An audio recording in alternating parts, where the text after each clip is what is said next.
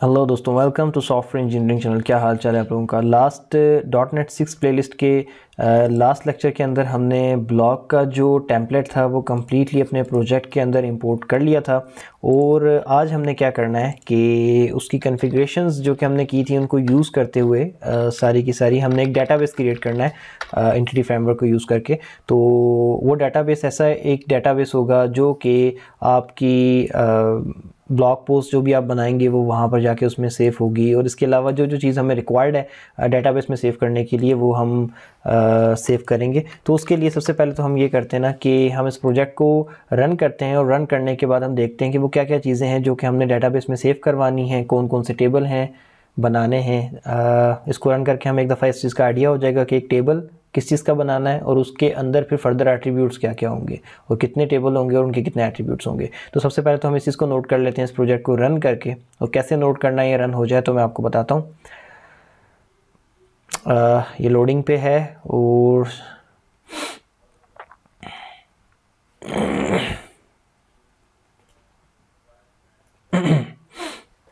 यहाँ पर जाके अब ये लोडिंग आपकी कंप्लीट हो गई है। तो अगर हम एक पोस्ट को पहले एक पर्टिकुलर पोस्ट को हम ओपन करते हैं और उसके लिए हम वहाँ से अपने पोस्ट वाले पेज पे जाएंगे। तो ये पोस्ट वाला पेज हमारा ओपन हो चुका है। तो हम एक पोस्ट के अंदर क्या क्या चीज़ें होती हैं जो कि हम सेव करवाते हैं। सबसे पहले एक पोस्ट की हेडिंग होगी, अच्छा, यानी कि उसका टाइटल हो जाएगा, टाइटल हेडिंग जिसे आप कहते हैं। एक तो टाइटल होगा, फिर टाइटल डिस्क्रिप्शन यानी कि सब टाइटल, एक टाइटल, दूसरा सब टाइटल, तीसरे नंबर पर डेट, तीन चीज़ें हो गई। और चौथे नंबर पे हमने क्या करना है, ब्लॉग पोस्ट, जो एक्चुअल ब्लॉग पोस्ट होगी वो चाहे जितनी भी लंबी हो, यहाँ से यहाँ तक जहाँ तक जाना चाहे वो जा सकती है ब्लॉग पोस्ट। और उसके अलावा एक इमेज जो कि हम ऊपर लगाएंगे, उसकी कवर इमेज आप कह सकते हैं। तो कितनी चीज़ें हो गई, एक टाइटल, दो सब टाइटल, तीन उसकी डेट, फोर्थ उसकी ब्लॉग पोस्ट और फिफ्थ जो है वो इमेज। यानी कि एक पोस्ट का टेबल हमने क्रिएट करना है जिसमें ये सारे के सारे एट्रीब्यूट्स होंगे जो कि मैंने अभी आपको बताया। एक टेबल तो ये हो गया। इसके अलावा पॉपुलर पोस्ट और ये इन सब चीज़ों के लिए फ़िलहाल हमें किसी चीज़ की मतलब ज़रूरत नहीं है, किसी टेबल की।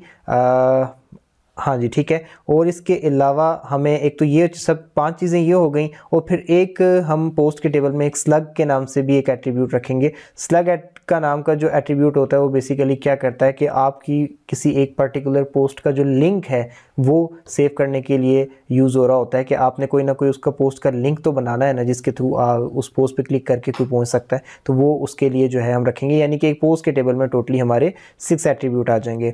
दूसरा एक टेबल में बनाना चाहता हूँ प्रोफाइल का, जिसके अंदर से जो ब्लॉक कॉर्नर होगा उसकी इमेज आएगी जो कि राइट साइड पे यहाँ पर जहाँ मेरा कर्सर है यहाँ पर वो इमेज सेट हो जाएगी। और उसका एक नेम आ जाएगा, फादर नेम आ जाएगा और उसके बाद यहाँ पर उसके थोड़ी सी बायो आ जाएगी। तो एक प्रोफाइल का हमने एक टेबल बनाना है जिसमें हमने name, father name, bio and image, ये चार चीज़ें सेव करनी है। तो एक टेबल में 6 एट्रीब्यूट्स होंगे और दूसरे में 4 एट्रीब्यूट्स। तो इसके लिए हमें सबसे पहले मॉडल्स बनाने पड़ेंगे और मॉडल्स को फिर हमें पुश करना पड़ेगा कहाँ, डेटाबेस के अंदर। तो मैं इसको बंद करता हूँ और हम अपने काम की तरफ चलते हैं। और कोई इतने ज़्यादा टेबल और उनके इतने ज़्यादा एट्रीब्यूट्स नहीं हैं, ये तो हमें ज़बानी भी याद रहेंगे। तो हम इसी की बेस पे अब काम शुरू करते हैं। तो सबसे पहले मैं क्या करूँगा, मैं मॉडल्स के फोल्डर के अंदर जाकर एक क्लास बनाऊँगा और उस क्लास का नाम मैं क्या रखने वाला हूँ, पोस्ट, क्योंकि सबसे बड़ा टेबल पोस्ट का ही है। तो सबसे पहले हम ये बना लेते हैं। तो हाँ जी, अब मैं यहाँ पर इसका नाम रख दिया मैंने पोस्ट और मैंने इसको ओपन कर लिया है और अभी क्लास क्रिएट हो चुकी है। तो अब इस क्लास के अंदर मुझे प्रॉपर्टीज़ चाहिए सारी की सारी। पहले तो मैं प्रॉपर्टी जो है वो मैं रखूँगा स्ट्रिंग।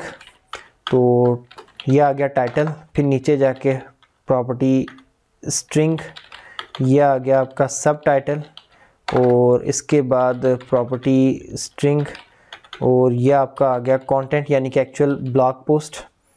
अच्छा, फिर आपका प्रॉपर्टी स्ट्रिंग और ये आ गई आपकी डेट। अच्छा, डेट को सेव करने के लिए डेट टाइम की डाटा टाइप भी अवेलेबल होती है, बट मैं स्ट्रिंग को ही यूज़ करना चाहूँगा। अच्छा, इसके बाद यहाँ पर जाने के बाद एक और स्ट्रिंग और ये आ गया इमेज। तो और क्या सेव करना था, हाँ जी, प्रॉपर्टी एक और स्ट्रिंग और वो हो गया आपका स्लग, यानी कि जो आपका लिंक होगा। ओके, एक चीज़ वो चाहिए कि हर पोस्ट की एक यूनिक आईडी होगी। तो वह हम PROP करके इंट और ID ये हम रखवा देते हैं। तो अभी हमारा ये परफेक्ट एक पोस्ट का जो टेबल क्रिएट करना था उसके लिए एक मॉडल बन चुका है। इसको मैंने कंट्रोल S करके सेव कर दिया। मैं इसको बंद करता हूँ, दोबारा मॉडल के फोल्डर पे जाता हूँ, ऐड पे क्लिक करता हूँ, क्लास पे जाता हूँ और एक और नई क्लास बनाता हूँ प्रोफाइल के नाम से। प्रोफाइल की क्लास जो है, नाम की क्लास जो है, इसके अंदर भी दोबारा मैं क्या रखने वाला हूँ, एक सबसे पहले तो ID ही आएगी हमारी डेफिनेटली। तो उसके बाद हमने क्या रखना था, स्ट्रिंग डाटा टाइप का हमने एक नाम रखना था, फिर एक स्ट्रिंग डाटा टाइप का फादर नाम रखना था जिसको हम जोड़ के पूरा नाम शो कर सकें, और फिर स्ट्रिंग डाटा टाइप का बायो रखना था, यानी कि डिटेल्स जो वो लिखेगा नीचे, जो इमेज के नीचे डिस्क्रिप्शन शो हो रही थी थोड़ी सी वो। उसके बाद फिर हमने स्ट्रिंग डाटा टाइप का इमेज रख लेना है। ठीक हो गया। अच्छा, इमेज डेटाबेस में हम बेसिकली हम डेटाबेस के अंदर इमेज सेव नहीं करवा रहे होते, हम डेटाबेस में इमेज का नाम सेव करवाते हैं और इमेज को हम हमेशा अपने एक फोल्डर में सेव करवाते हैं और नाम डेटाबेस से आ जाता है और लिंक जो है वो फोल्डर से क्रिएट हो जाता है और उसके बाद इमेज हमारी वापस से हो जाती है। खैर ये तो हम डिटेल में जाएंगे तो उसको देखेंगे। प्रोफाइल का भी एक टेबल क्रिएट हो गया है और अभी इस वक्त मेरे माइंड में और कोई तीसरा टेबल आ नहीं रहा, और इन दो टेबलों के और इसके अलावा जो एट्रीब्यूट मैं रख चुका हूँ इसके अलावा कोई एट्रीब्यूट मेरे माइंड में नहीं आ रहे, तो मैं इन्हीं के साथ इनको क्रिएट कर देता हूँ। और उसके बाद बाकी जब बाद में अगर कोई एट्रीब्यूट इनका माइंड में आया तो वो हम ऐड करके तो डेटाबेस को हम नई एक माइग्रेशन बना के डेटाबेस को अपडेट कर सकते हैं। कोई ऐसा मसला नहीं है। एंटिटी फ्रेमवर्क के अंदर यही तो हमें फ़ायदे मिलते हैं, माइग्रेशन ऐड करना बड़ा आसान है। तो अब मैं डाटा के फोल्डर में ऐप DB कॉन्टेक्स्ट के अंदर जाता हूँ और यहाँ पर फ़िलहाल मैं इन्हीं टेबल्स को जो मैंने बना लिए हैं, जो मॉडल मैंने बना लिए हैं, इनके टेबल्स बनाने के लिए मैं एक DB सेट्स जो है यहाँ पे ऐड करता हूँ। पॉप करके DB सेट, और उसकी सबसे पहला जो है हमारा पोस्ट के नाम से हो जाएगा और मैं इसका मॉडल ऐड कर देता हूँ यहाँ पे ऐसे करके इस तरीके से। तो अब मैं यहाँ पर पोस्ट का जो टेबल बनाना चाहता हूँ किस नाम से बनाना चाहता हूँ, मैं TBL_पोस्ट के नाम से बनाना चाहता हूँ। मैं हर टेबल के नाम के पीछे TBL ऐड कर लिया करता हूँ। ओके, अभी यहाँ से नीचे आ जाते हैं और उसके बाद प्रॉप करके DB सेट बना के और इस DB सेट के अंदर अपना प्रोफाइल का मॉडल पास करके, तो यहाँ पर हम इसका नाम क्या रख देंगे, TBL with capital T PROFILE profile. ठीक हो गया। अभी ये दो हमने रख दिए हैं यहाँ पर, और अब हमने क्या करना है कि अब इसको भी बंद करते हैं। सारी सेटिंग्स हमने कर दी हैं। अब हम माइग्रेशन क्रिएट करते हैं, ऐड करते हैं माइग्रेशन, और अगर कोई एरर नहीं हुआ तो बड़ी आसानी से ऐड हो जाएगी। कल भी आपने देखा था मैंने पैकेज मैनेजर कंसोल को ओपन कर लिया है। पैकेज मैनेजर कंसोल पे बहुत कुछ लिखा हुआ आ रहा है। अगर आपको इससे मेरी तरह इरिटेशन हो रही हो तो आप इसको CLS लिख के एंटर मारेंगे तो सब कुछ क्लियर हो जाएगा। ऐड डैश माइग्रेशन और उसके बाद add post and profile table, ये मैंने माइग्रेशन का नाम रखा है और इंटर का बटन दबा दिया है। लेट्स सी कि ये बिल्ड हो पाता है या नहीं, बिल्ड सक्सीड हो पाती है या नहीं, या फेल हो जाती है। ओके, ये सक्सीड हो गई है और माइग्रेशन ऐड हो गई है हमारी। ओके, अब वो कह रहा है कि पैरामीटर कनेक्शन स्ट्रिंग की वैल्यू जो है वो नल नहीं हो सकती। तो अभी मैं इसको ज़रा देख लेता हूँ कि ये इशू कहाँ से क्रिएट हुआ है, कि कहाँ से ये नल वैल्यू उठा रहा है कनेक्शन स्ट्रिंग की वैल्यू को। डेटाबेस का नाम मेंशन है और सर्वर का नाम भी मेंशन है। ट्रस्टेड कनेक्शन ओके है। कनेक्शन स्ट्रिंग में माई स्ट्रिंग के नाम से हमने ये बनाया था और उसको program.cs में हमने माई स्ट्रिंग दे भी दिया था और कॉन स्ट्रिंग, तो ठीक है, एग्जैक्टली एवरीथिंग वाज फाइन। तो value can not be null, parameter connection string. Okay. खैर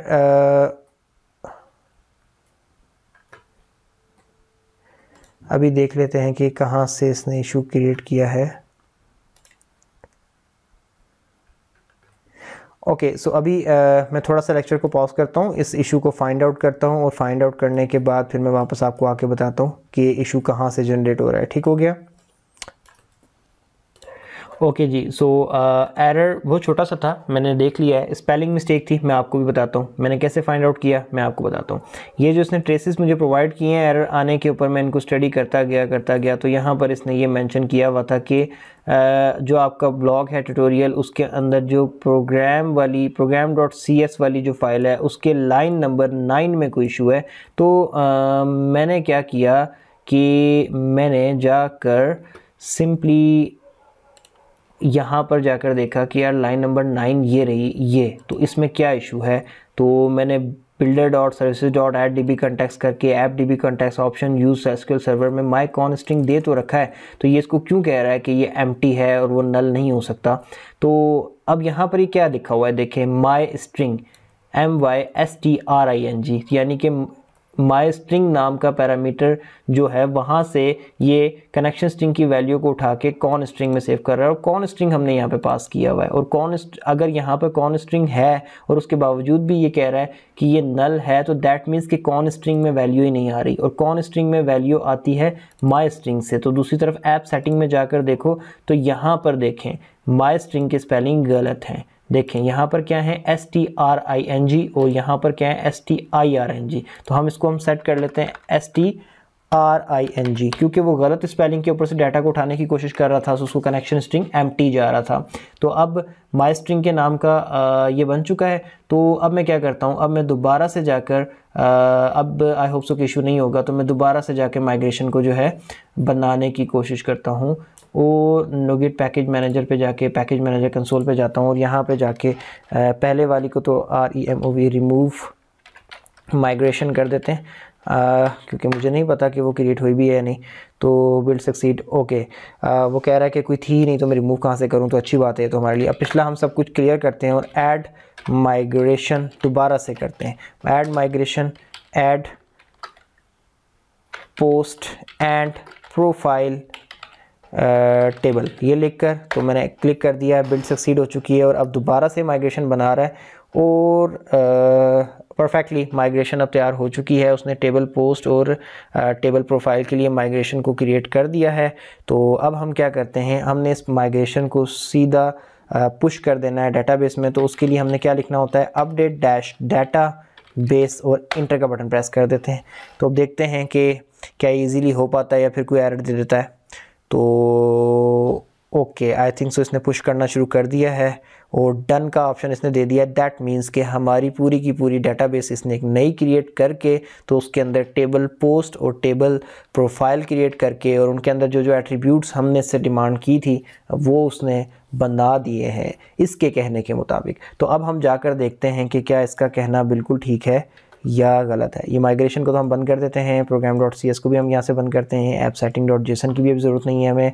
अब मैं जा रहा हूँ SQL सर्वर में, तो Microsoft SQL server management studio मैंने ओपन कर दिया। जितनी देर में ये ओपन होता है मैं ऐप setting.json में जाके देख लेता हूँ कि मैंने क्या कहा था कि डेटाबेस का नाम क्या रखना, YT ब्लॉग DB, यानी कि यूट्यूब के हवाले से ट्यूटोरियल के जो हम ब्लॉग बना रहे थे उसकी डेटाबेस। तो YT ब्लॉग DB के नाम से हम देखते हैं जब SQL सर्वर ओपन हो जाएगा कि उसके अंदर YT ब्लॉग DB के नाम से कोई डेटाबेस आई है या नहीं, और अगर आई है तो उसमें वो टेबल है या नहीं जो हमने उसको बनाने को कहा था, और अगर टेबल भी हैं तो क्या उनके अंदर वो एट्रीब्यूट्स मौजूद हैं जो हमने उसमें ऐड करने थे। तो अब मैंने डेटाबेस के फोल्डर के प्लस के ऑप्शन पे क्लिक कर दिया है और ये एक्सपेंड कर रहा है, और अब यहाँ पर YT ब्लॉग DB ढूंढना। ओके, ये बिल्कुल लास्ट पे YT ब्लॉग DB ऐड हो गया। मैं इसके प्लस पे क्लिक करके अब इसके टेबल्स पे जाना चाहता हूँ, तो मैं टेबल्स पे चला जाता हूँ, और टेबल्स अभी एक्सपेंडिंग पे लगे हुए हैं, ओपन हो रहे हैं। ये थोड़ा सा टाइम लेते हैं हमेशा की तरह, आपको पता ही है। तो अभी मैं इसको खैर यहाँ से तो विजुअल स्टूडियो को ऑफ़ कर देता हूँ, मैं दोबारा से इसको रिफ़्रेश करवा लेता हूँ। रिफ़्रेश करते हैं डेटाबेस को, और अब दोबारा टेबल ओपन करते हैं। अब टेबल ओपन हो गया तो देखें TBL पोस्ट भी आ गया, TBL प्रोफाइल भी आ गया, और ये माइग्रेशन हिस्ट्री के नाम से एक टेबल बना दिया जाता है, और इसमें आपकी जितनी भी आप माइग्रेशंस बना रहे होते हो उसका जितना भी रिकॉर्ड है इसके अंदर रखा होता है। तो इसकी आपको कोई टेंशन करने की ज़रूरत नहीं है, ये वो चीज़ें जो खुद से हो रही हैं, तो आप इसके हवाले से किसी किस्म की कोई परेशानी की ज़रूरत नहीं है। तो मैं TBL पोस्ट को ओपन करता हूँ, देखते हैं कि वो तमाम एट्रीब्यूट इसने जो हमने इसको कहे थे वो इसने रख दिए हैं या नहीं। तो हमने इसको कहा था ID रखना, टाइटल रखना, सब टाइटल रखना, कंटेंट रखना, डेट रखना, इमेज रखना, स्लग रखना, और परफेक्टली सब चीज़ें आ गई हैं। ओके, अब मैं प्रोफाइल को भी डिज़ाइन व्यू में खोल के देख लेता हूँ, TBL प्रोफाइल को।